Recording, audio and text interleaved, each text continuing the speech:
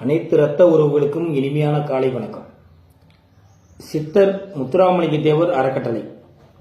இப்போ நம்ம யாரை பார்க்க போறோம் அப்படின்னு பார்த்தா, ஒரு தமிழ் தேசியம் பேசிக்கொண்டு சாதி அரசியல் பண்ற ஒருத்தனை தான் பேச போறோம். அவன் பேரு செந்தில். தொடர்ச்சியா பாத்தீங்கன்னா இங்க ஓட்டு வாங்கணும் அப்படின்னா உடனே முத்துராமலிங்க தேவர் காலில் விழுந்து கும்பிட்டுறணும், உடனே ஓட்டு வாங்கிடலாம். ஒருத்தன் வளரணும் அப்படின்னா முத்துராமலிங்க தேவரை குறை சொல்லி பேசணும்.